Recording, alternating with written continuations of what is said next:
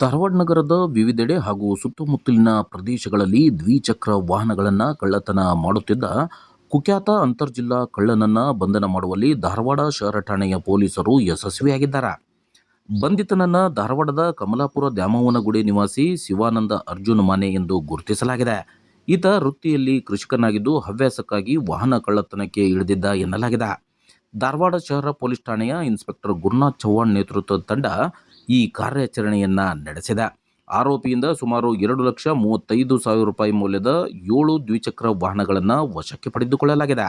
ಧಾರವಾಡ ಶಹರ ಠಾಣೆಯ 2 ಬೈಕ್ಗಳು, ಉಪನಗರ ಪೊಲೀಸ್ ಠಾಣೆ ವ್ಯಾಪ್ತಿಯ 1 ಬೈಕು ಹಾಗೂ ಇತರೆ ಬೇರೆ ಬೇರೆ ಕಡೆಗಳಲ್ಲಿ ಕಳ್ಳತನವಾಗಿದ್ದ 4 ಬೈಕ್ಗಳನ್ನು ವಶಕ್ಕೆ ಪಡೆಯಲಾಗಿದೆ.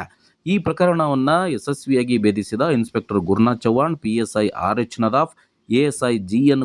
ಗುರ್ಲಸೂರ್ ಹಾಗೂ ಸಿಬ್ಬಂದಿಗಳಾದ IP Burji, R S. Patil, D K. Nadaf, Praveen Tirlapur, Santosh Pujar, B L. Hanumannavar, M R. Jali ಹಾಗೂ ತಾಂತ್ರಿಕ ವಿಭಾಗದ ಎಂ.ಎಸ್. ಚಿಕ್ಕಮಠ್, ಆರ್.ಕೆ. ಬಂಡ್ಕರ್ ಮತ್ತು ಆರ್.ಎಸ್. ಗೋಮಪ್ಪನವರ್ ಅವರ ಕಾರ್ಯಕ್ಕೆ ಶ್ಲಾಘನೆ ವ್ಯಕ್ತವಾಗಿದೆ.